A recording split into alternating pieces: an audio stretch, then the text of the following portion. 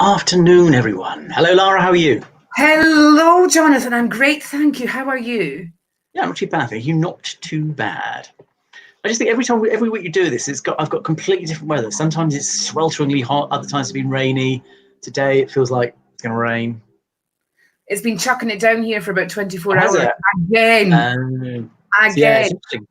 Last week we had horrendous rain. It came through all the lighting and stuff, right, in a couple of the rooms, right? So yeah. And so I messaged a couple of people, different parts of the country. One said it was 30 degrees where they were, and the other person said it was that hot, like they were stripped off, right? They were up the north of Scotland. One was right down at Brighton. And I'm like, and we're here chucking it down with rain, honestly. British weather, eh? Yes, indeed. So how have you week? Have you had a good week? It's been a productive week, I've got to say. I think it's been quite a powerful full moon. I don't know how you feel about the full moon and what have you, but we've got I drove back and saw the magnificent moon, so yeah. Yeah, does it draw you out? Does it like, wow, look at that moon? And I was doing a live broadcast ghost hunt, and then driving back like 1 o'clock in the morning. Then I saw this amazing moon. I thought that's impressive. I suppose it's like the nighttime version of the angels singing, isn't it? Like, la, you know, when you. I didn't have any requirement to turn into a werewolf or anything. You didn't notice you were slightly hairier when you got back? No. So this week we are talking mediums, trance mediums, spiritual mediums, physical mediumship, and all aspects of. So if you've had any experiences either sitting in a circle, seeing trance medium or physical mediumship, then we want to hear from you, want to hear your experiences. Have you felt comfortable in a group? Has a church or a circle helped you out? Or do you think sometimes that they may have manipulated you in a very vulnerable stage or need?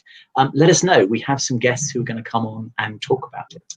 So in fact, joining us to talk about this, who has been on before talking about, is Dr. Jack Hunter. Hello, welcome. Hi, thanks for having me. No problem at all. Now, last time you were on, we spoke about some of your work, because if anyone remembers, Dr. Jack is anthropologist exploring borderlands of consciousness, religion, ecology, and the paranormal. I love that description. But we spoke about your work when you were sitting in a circle in Bristol Spirit Lodge. Mm-hmm. And it's quite fascinating, some of the stories you told us. So we thought, right, we'll get you back on again, and we'll get to hear what those stories and expand on them fuller. So welcome. Thank you. So for those who might not have seen it, can you run through what happened? Was it during your undergraduate period at Bristol University? Yeah. Well, that's when I first came into contact with this group. So my undergraduate degree was in archaeology and anthropology at University of Bristol. And over the course of my degree, I became increasingly interested in the anthropology of religion, and particularly with thinking about spirits and why it is that people believe in spirits. So, spirits, when we think about them, we don't see them every day. They're invisible. So I was just interested in why it is that, we have spiritualist churches and things like that, people who every day interact with and believe in things that we can't actually, see or necessarily empirically verify. At least this was my, starting point. So I thought spirits were irrational. So why is it that people believe in irrational things? But then I became interested in the work of an anthropologist called Edith Turner. I was introduced to her work through one of my lecturers at university, Fiona Bowie, who went on to become my PhD supervisor. And she did this lecture on Edith Turner and experiential anthropology. And I thought, well, why don't I go and, for my final dissertation, go and experience or interact with, and not live with people, but, engage with people who regularly communicate with spirits. So I started off going to spiritualist churches around Bristol to try and, get a sense for what it felt like to attend, church seance. Well, they weren't really seances. They were more like readings or demonstrations. And the mediums, they would go on the stage in front of the congregation, and they would do kind of like clairvoyant mental mediumship. Where they would have symbolic images that would come into their minds, and they would say, can anyone in the audience accept a J? And someone would put their hand up and say, yes, I can. and then the reading will follow on from that. So that was interesting, but I didn't feel like I could make, or that I was succeeding in making much, building a rapport with the people there. And there was various reasons for that, partly because I'm actually quite shy. And the other reason is that the congregation, the people who were visiting the Spiritualist Church, seemed to change quite regularly. So one day it might be packed, maybe because there was a really good medium attending, and then the next day it would be empty. Or one day there would be loads of people there because for some reason, people on that particular day felt like they wanted to go and make contact with spirits, and then the next day they weren't there. So I couldn't build up a rapport. So I decided I wanted to find somewhere that was a little bit more kind of intimate. And so I did a bit of searching online, and really fortunately I stumbled across this group called the Bristol Spirit Lodge, who on their website it said that they were developing trance and physical mediumship, which is all ectoplasm and things like that. And instantly I was intrigued, because I thought, here's a smaller group of people that I can interact with, that I can get to know, and go from there. And they were only like a 20-minute walk up the road from where I was living at the time, so it was kind of like the ideal place to do my field work. So, I mean, you told us last time when obviously you got to sit then, as you got to sit in circle, you got to see then trance and then physical mediumships, and you saw some quite fascinating things happen. Yeah, the very first séance that I attended was actually, I think the most, for me anyway, the most powerful and interesting. The very first séance, it was in the morning. It was in the daytime. It was a really cold day. It had been snowing in Bristol, of all places. It was a few years ago now. So it's 2009 or 2010. No, 2009 it must have been, yeah. And so immediately it exceeded my expectations, because, I thought like a séance would be like in a Victorian, an old Victorian mansion crumbling down, and there'd be a medium with a veil over her face and candles and all of that kind of stuff. But it wasn't anything like that. It was in a suburban garden in Bristol. It was in the daytime, it was in the morning, it was all bright and it was friendly and airy. And, the people that I was talking to were modern, everyday, normal, Bristolian people. So it totally exceeded my expectations on that front.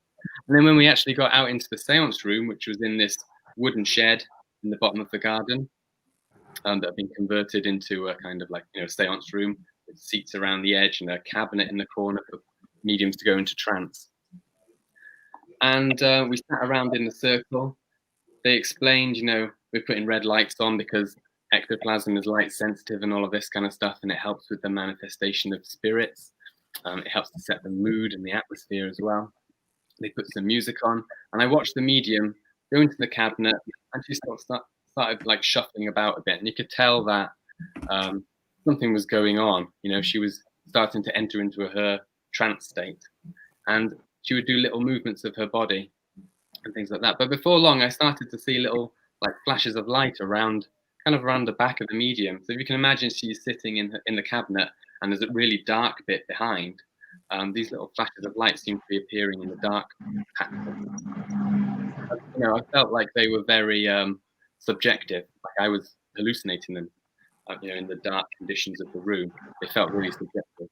And then slightly later on, the most strange experience, I think I talked about this last time, was when this green mask appeared to manifest over the medium's face, and it looked like a kind of, a stereotypical image of like a Chinese monk kind of thing.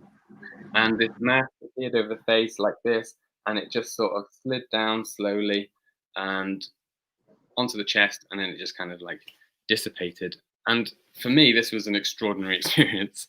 And I thought, this is another one of those little hallucinations that I'm having. But then later on, when we went back out into the house to have tea and biscuits, it was one of the people who regularly sits in the group was like, "Did you see that? Did anyone else see that green mask?" And I was just like, "Yeah, I saw it. It was weird."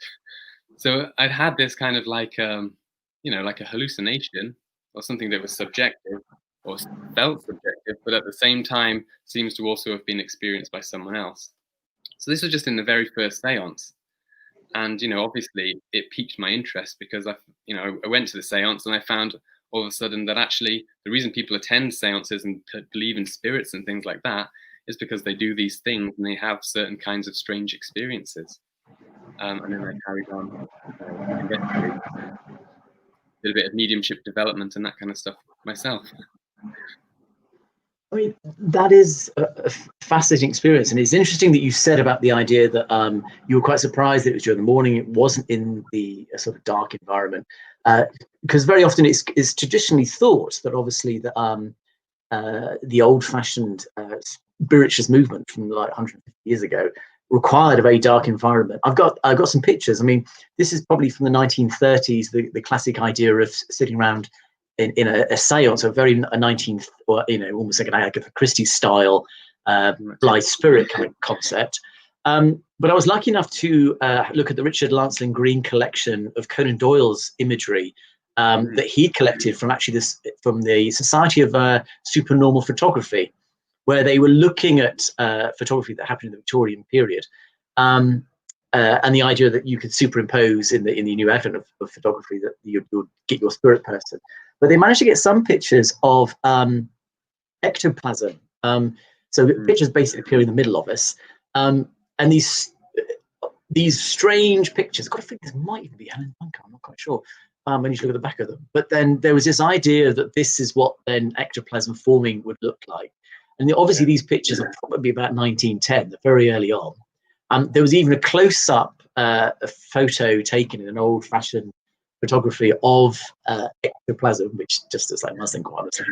But even the idea of table tilting, that they had begun to become a little bit scientific when they were basically seeing that this table could be moved and seeing that the ectoplasm was basically lifting the table.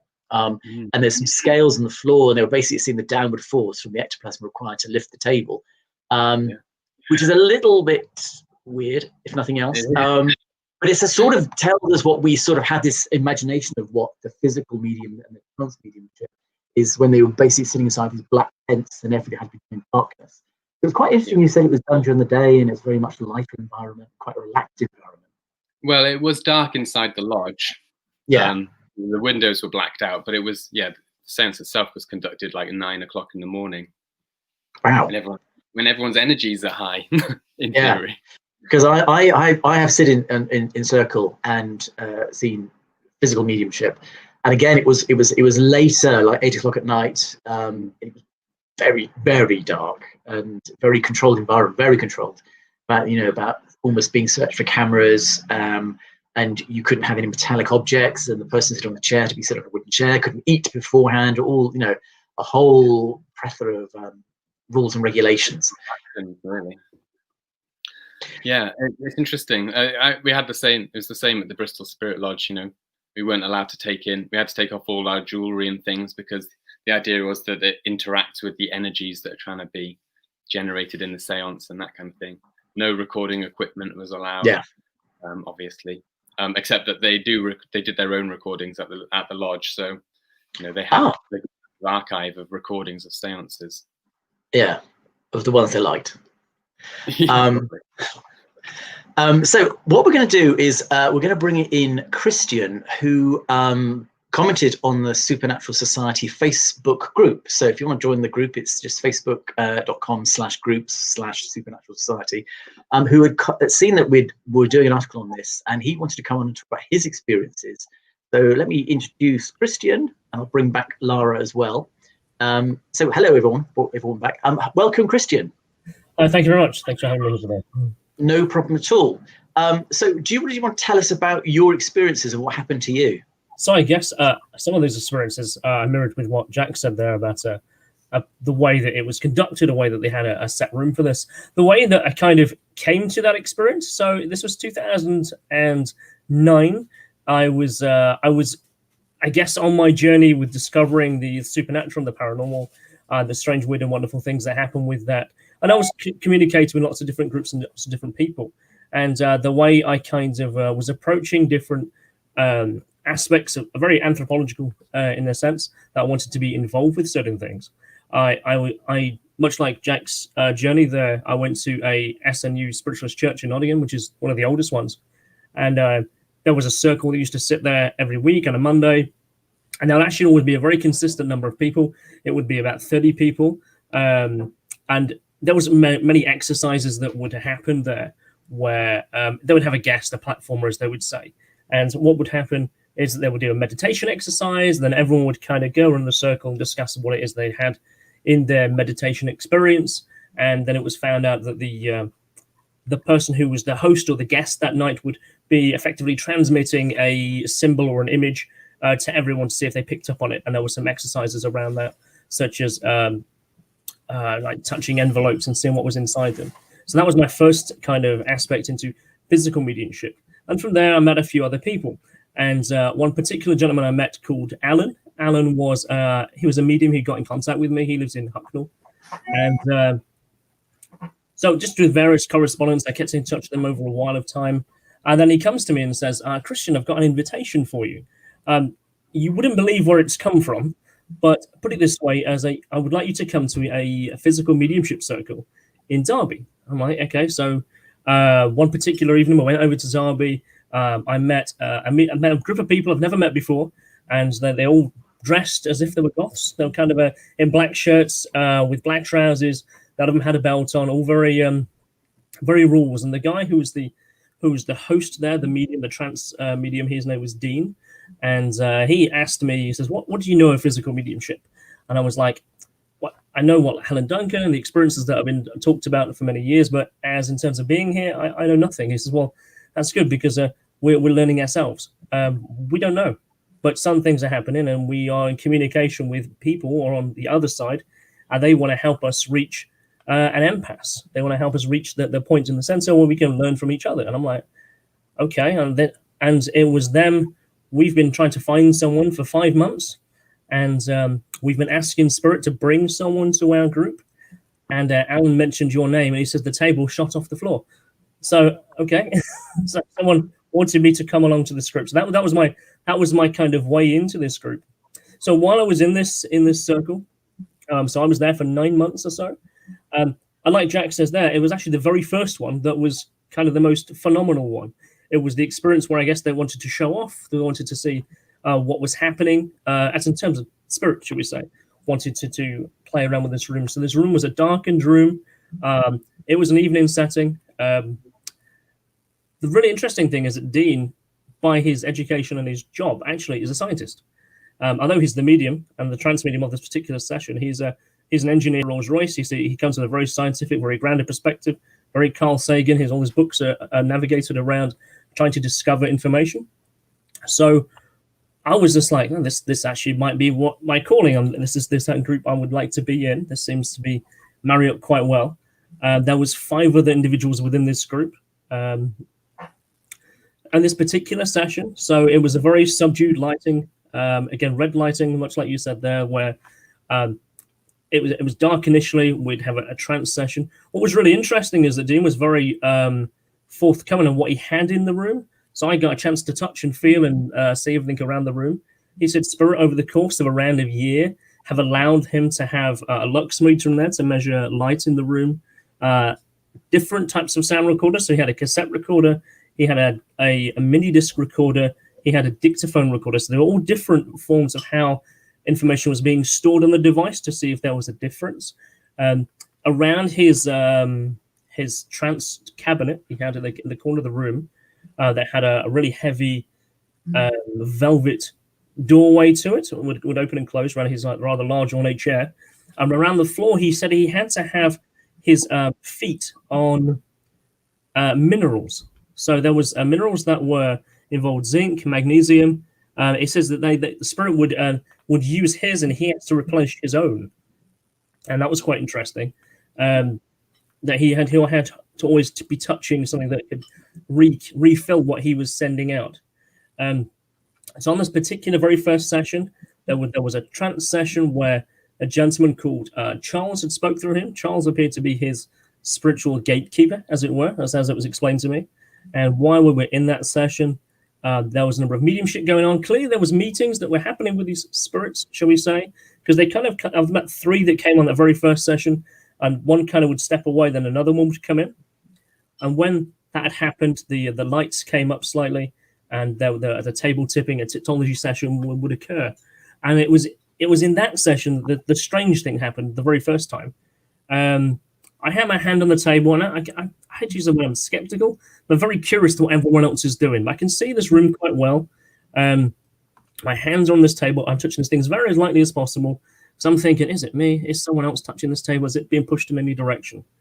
And I'm very aware that on my left hand here, there is a P-shaped ball of light that is just running over the back of my hand. And I can't see any light source that this is coming from. I'm very much aware that I can see the space of where my hand is because of the lighting level. This is above my hand. It is actually running across the top of it, roughly where my thumb and my finger is here. And it's giving no illumination on my hand. It's completely independent from that. And I thought was really interesting. And then on the table itself, in the center, is a trumpet, as they called it. It's a kind of wooden cone, effectively. Around the room, there was 3 other cones, but the particular one on this table was a trumpet that I held very regularly. I set the room up many times.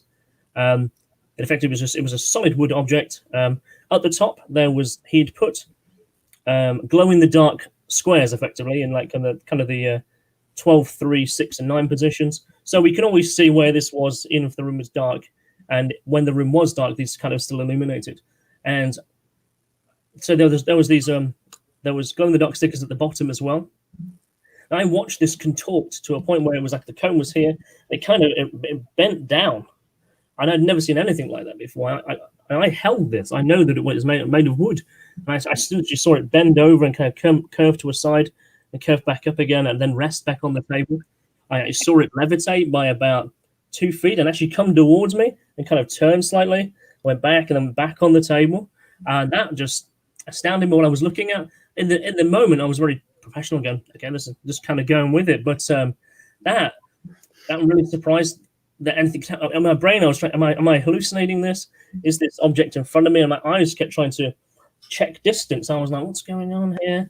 I really didn't want to move because that was instructions that I could not move. I'm not allowed to move in any way, shape, or form.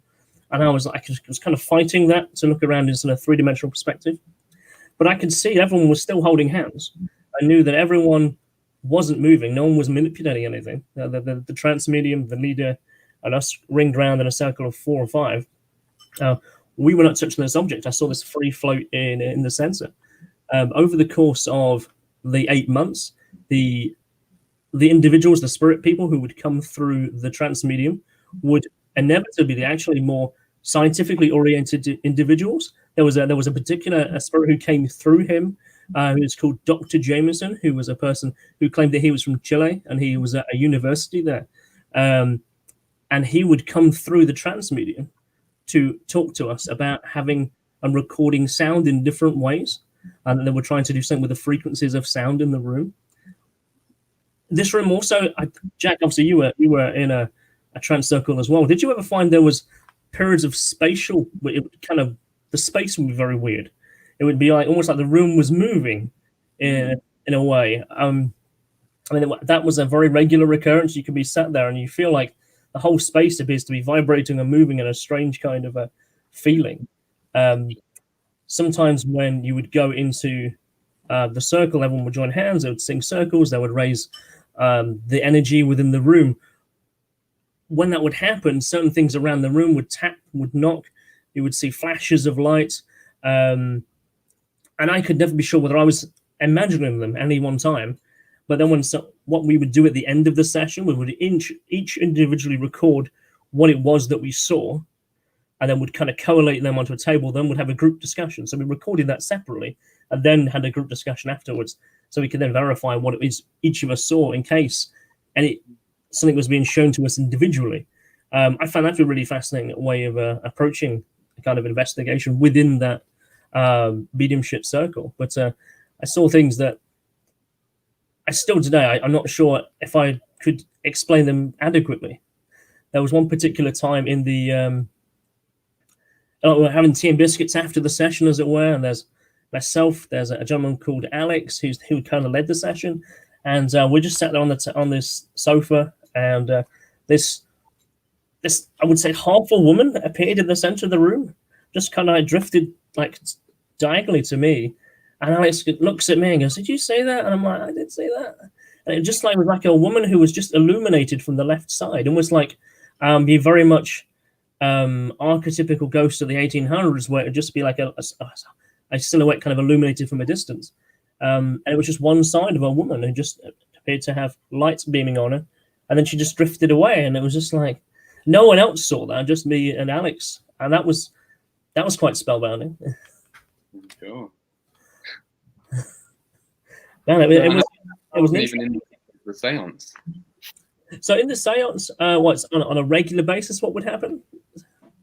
Yeah, I mean, what did you see in the séances? You know, in the séance rooms itself, the most thing we saw was light phenomena happening around the room. So I am aware that I was the one who blocked up the bottom of the door, and I put the curtains on right. So it had like black and dark velvet curtains that would ring the room. So there was no light coming in, other than what was his lux meter. There was a pole that came to come through. That was the only thing external to all these velvet curtains that was in the room separately, and that would also record the light in the room and where it would change. And well, we all know it's in complete darkness, and that was quite fascinating. He was recording that separately. So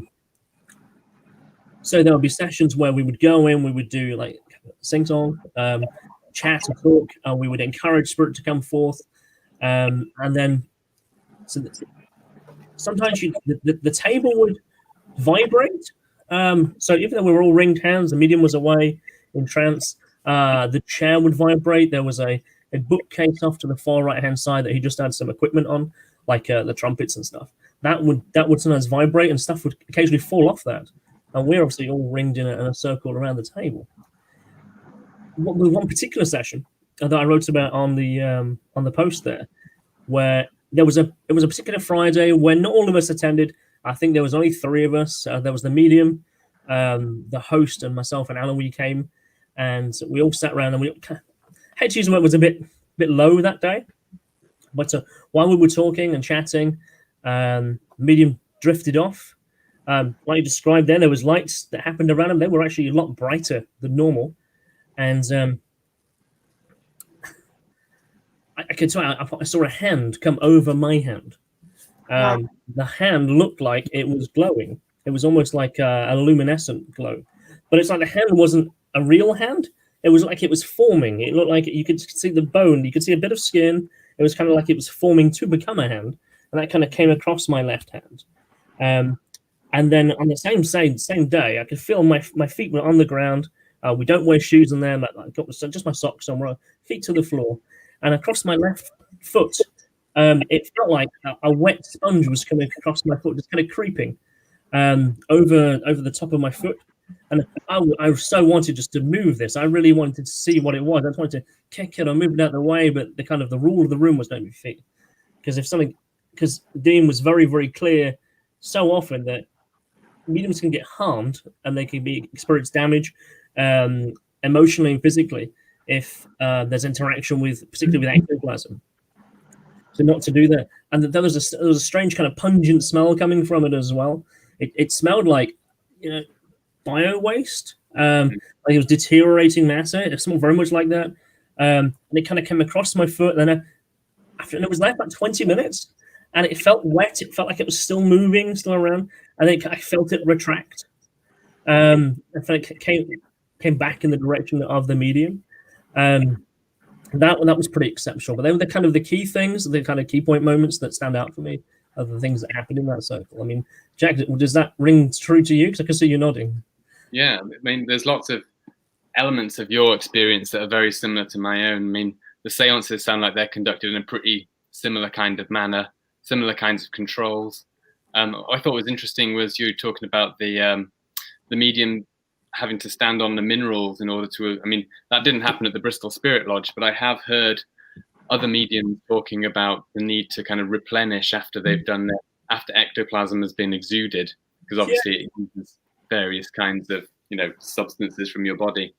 That's right. So he definitely mentioned zinc, definitely mentioned magnesium, iron, as well as having quartz in the room. The quartz wasn't generally connected to that. He said that was behind him, and he said that was his grandfather, who is the Charles entity who would come through and usually first, would say that that's required And I thought that was quite unusual because people use quartz as a channeling tool or a channeling stone in general spiritualist terms. So it was interesting to hear that was a very specific thing that this entity would come through, has to be there. I mean, did you find anything like in your own circles? They didn't, like I said, they didn't really have any minerals and things like that. But the whole layout of the lodge, at least the first lodge that they had, because later they moved to Clevedon. The first lodge though was entirely put together under almost under the instruction of spirit. So they were told to, the dimensions that it should be. They were told, to treat all the materials with love and respect and that kind of stuff when they were constructing it. So although they didn't have crystals and things like that necessarily, the whole of the seance room, the lodge itself was, the intention was there for it to be used for this purpose. It wasn't until afterwards I learned about the skull experiments. Actually, I found they mirrored the same kind of experience that I was having in there, and I was like, oh, are these guys connected in any way? And we didn't know about each other. I think I learned about the skull experience in about 2011, again through that documentary.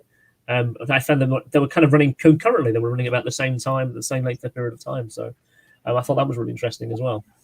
Well, the Skull Group released. It's quite interesting the impact these big seance groups have had on the wider practice of physical mediumship. But the Skull Group, they released like a manual essentially to tell you how to do your own seances. So a lot of the way that physical seances are conducted today is influenced by these kind of manuals from people like the Skull Group. I think also Jenny's Sanctuary in where is it? Down by Oxford somewhere. They released a manual to tell you how to do seances. And I think this is probably why we see a lot of similarity in the practice, because actually they're all drawing from the same source, literature. Yeah, that tells you how you should conduct a seance. I mean, Dean told me he spent a lot of time with Stuart Alexander, or Graham Alexander, I believe his name was. So he spent a lot of time with him, and that's who taught him how to do the mediumship he does. But he says that he was more influenced by the science and kind of logistics of what happens as opposed to the spiritual tone. He said that Graham would typically sit in a chair. He would have his hands would be strapped to a table or strapped to a chair, and he'd be cable tied down, and things would happen in the room. And he said he took that and wanted to study that more. And then as his mediumship developed, he found that people were coming through and wanted to do it a different way. So that's why he kind of veered off and took his own direction. I'm going to jump in very quickly. I need to shoot off. I've got a hospital visit, but there have been some questions come in. So Dominique was asking, the transfer of energy, how did you both feel afterwards? You want to take that one? I don't mind. I think for me personally, there was often quite a relief in a way at the end of the seance. They would always use the energy, they would do an opening prayer to set the intent for the seance and put up a protective canopy to prevent negative entities from coming through. And then at the end of the seance, they would ask the spirits to basically make any residual energies, they wanted them to be used for healing. So, at the end of every seance, there was also kind of like a healing ritual.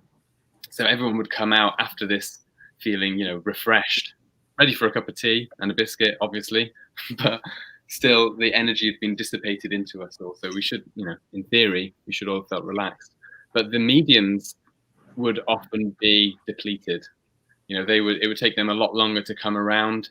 They would, need sugary drinks and things like that to energize them afterwards. So although the sitters might feel refreshed, the medium often actually feels like that, they've lost some of their essence. So. Yeah, I concur with almost exactly that. That was very much the same scenario where everyone else kind of felt uplifted and energized and a sense of relief, while the medium essentially was what he would do. He would change the room. He'd go into a different room. He said he'd have to stay in darkness for a bit, just to kind of get a drink. Again, it was like a soft drink, whatever, just to kind of recuperate. And then he would join us a little bit later. You can always see that he was always physically exhausted. And obviously then we let him relax while we got tea and coffee and all that stuff. And Sharon asked, after your experience, did spirit visit you more often? Well, in my experience, my earliest when I was most fully interacting with the lodge, and I was most kind of fully thinking about spirits and that kind of stuff, then it seemed to bleed through into my everyday life. I've told these stories a few times before, but I was having very vivid dreams at this time. I had some strange hypnagogic hallucinations of like glowing goat head, and of I would see these big like ships or galleons or something crashing. Like it was like I was lying in my bed and looking up, and I could see it above me. And I also started to see little points of light, little pricks of light, which I interpreted as kind of like a sign or something like that was telling me that I was on the right track, you know, with my research and things like that. So I've been reading about Emanuel Swedenborg, the 18th century, you know, mystic and proto-spiritualist in a way. And he would have a similar kind of thing. So I was like, perhaps this is, you know, perhaps I'm having a similar kind of experience, that this light is somehow guiding me. But yeah, it was at the point of my most intense interaction with the group, and when it was consuming my thought more than anything else, that I started to have more extraordinary experiences bleed out into my everyday life. But then gradually it's kind of receded a bit.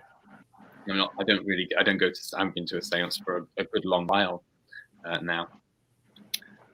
And I rarely have these kind of paranormal experiences.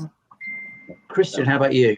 Yeah, that actually, again, it's strange and mirroring. That was the same kind of experiences that I was having, where for a period of time my dreams became much more lucid, and they continue to be that way. I really have a lot of lucid dreams now, but then they were much more intense. The balls of light today, even I saw one this morning.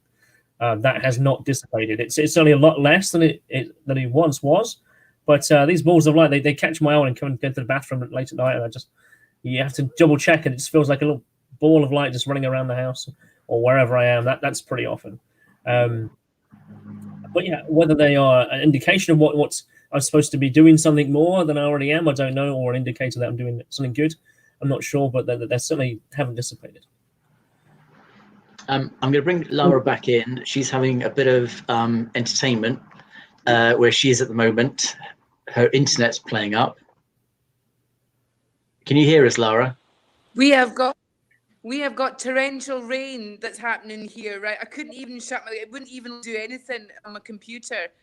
So I missed the last part of the discussion. I'm really sorry, guys. Can you see me? Am I stable just now? Yeah. You're stable, as stable as you can be, Laura. I'm trying to stable. I'm just stable. I'm finding the discussion. I was really annoyed because I was finding it so interesting about Christian experiences with when he was, first introduced to it, as well as Jack's. What I want to ask, right, is do you think it was most profound because it was the first experience, and maybe after that you were more prepared your logical mind was more looking for that same experience, so your experiences were less after that? I think it's probably in part due to that, but it's also interesting to note that in parapsychology more generally, there's something called the decline effect, where you start off doing parapsychological experiments in the lab and you get good results, good evidence, statistical evidence for ESP or things like that. But then when it comes to repeating the experiment, gradually the results, the statistical significance gets less and less and less. And sometimes it even goes into the negative. And then in parapsychology, they call that a psi missing effect. So, it can go completely the other way, where it's like statistically improbable that it would be so wrong. And I think that there might be something to do with the paranormal in general, that it seems to work like that. You have the initial intense experiences, and then unless you cultivate it perhaps through ritual or something like that, it gradually it declines. I don't know if that resonates. Obviously, Christian's had a different experience because he still has the balls of light that follow him around and that kind of thing. It's definitely an effect in parapsychology that might have some kind of a role in it. I was absolutely fascinated experience, Christian, particularly when you were talking about the hand and the foot and the feeling and the smell and the manifestation of to a lot of people watching, technically a body part, right? Yeah, and that's the weirdest thing is it looked like it wasn't a fully formed hand. It looked like it was becoming a hand. It was almost like watching tissue repair itself, and that was the strange thing of watching it. It looked like it was incomplete, or it was like I could see part of bone, I could see part of flesh and skin, but it wasn't fully formed. It was like it was becoming one to do something, and it was kind of over my hand. Well, I couldn't feel it though. I could see it. And I kept trying to move my head around like a three-dimensional effect, and it was definitely there in space, but I couldn't feel it at all. It's interesting you talk about the idea of it becoming, because one of the things I've been thinking about recently is applying organic principles to paranormal phenomena. And there was a psychical researcher in the 1930s called Hank Breach, and he was a vitalist. So he thought that there was some kind of like a life essence that flows through things. But his understanding of things like ectoplasm and physical mediumship was that they are, he called them super extensions of normal biological processes. So he was interested in things like how embryos develop and why it is that, you can start off with a single cell and it will multiply and become a human form, for example. And he thought that things like ectoplasm were a super extension of these kinds of embryological processes. So it's interesting the way that you describe it as a process of becoming, but also the way that you're describing like the biological, that it was like the veins were manifesting and then the flesh was coming around it, as if it's almost like it's a growing thing, an organic living ectoplasm. The worst thing was I really wanted just to grab the arm. I wanted to see or feel it, or what kind of texture it was, what kind of thing.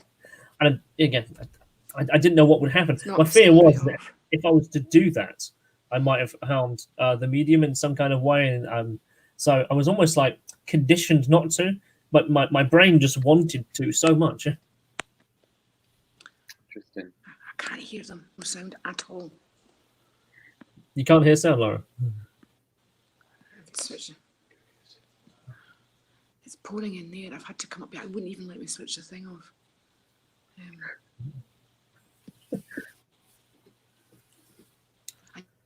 Jonathan's not there to add me on. I can't. I haven't now. Oh, we can hear you just fine. I don't know if you're there, but you're going to have to add me back in. You guys, can you hear me? I can hear you, yes. Right, I can't hear you. I'm going to leave and then come back in, okay? Okay, top banana. Man, so how did you leave the circle? As in, like, so how did that end for you? It just gradually sort of petered out. I stopped attending séances.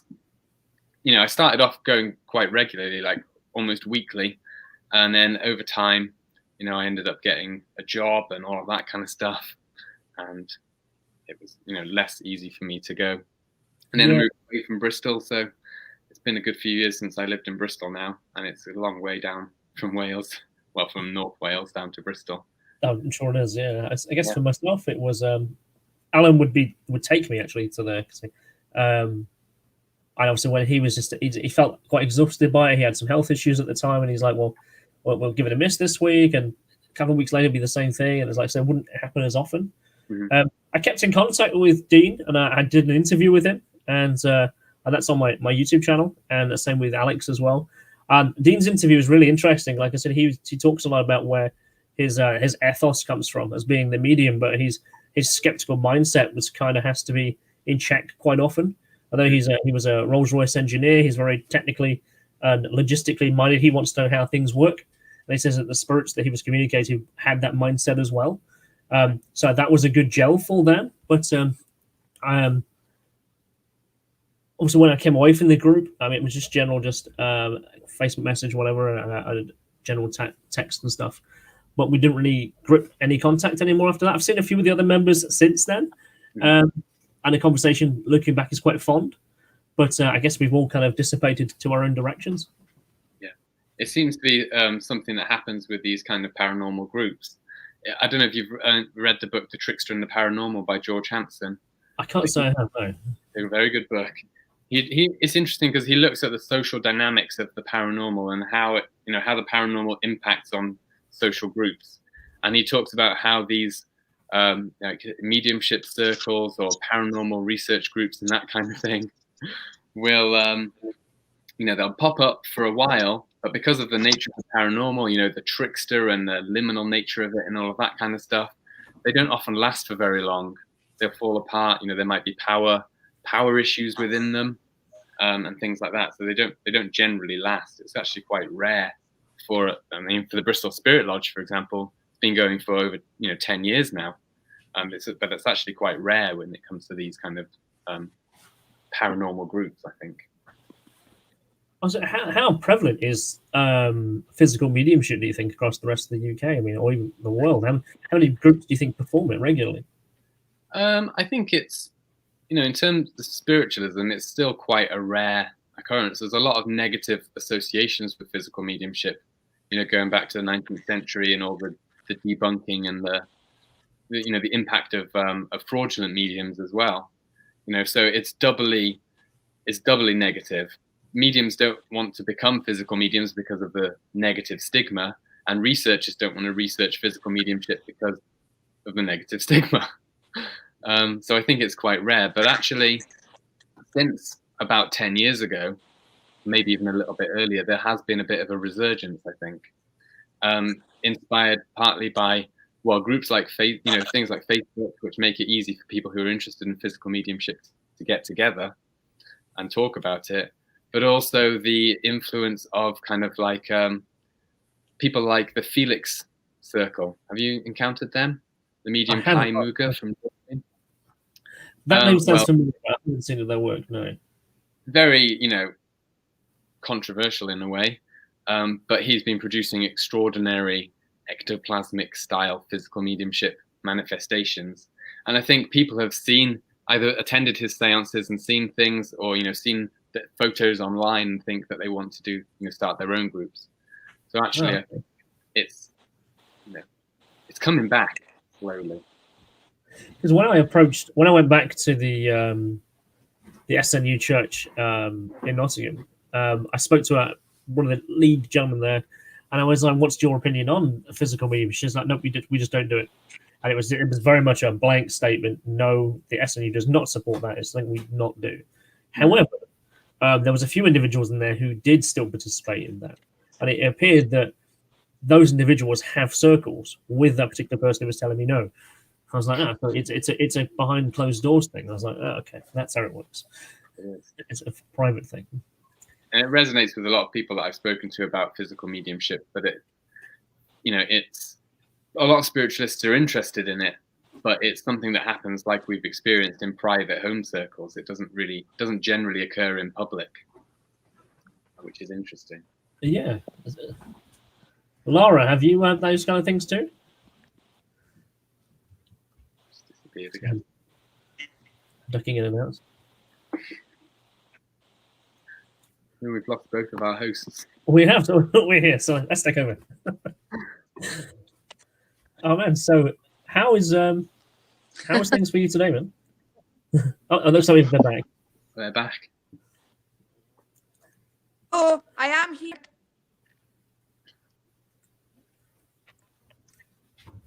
You're not.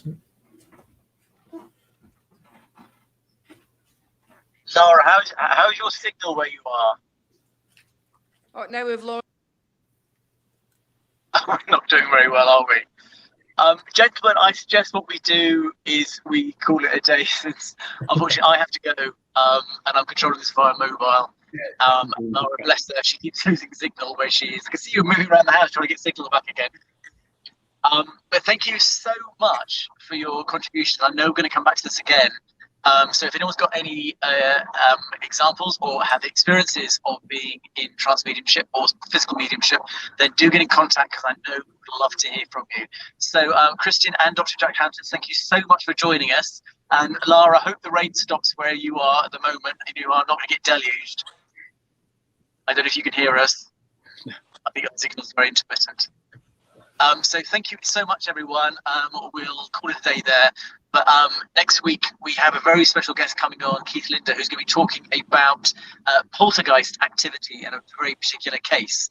So we'll put some information up during the week about what that's going to be about. So thank you so much, everyone. Have a safe week. And hopefully, fingers crossed, we'll see you next week. Thank you very much, everyone. Take care. Bye-bye. Mm.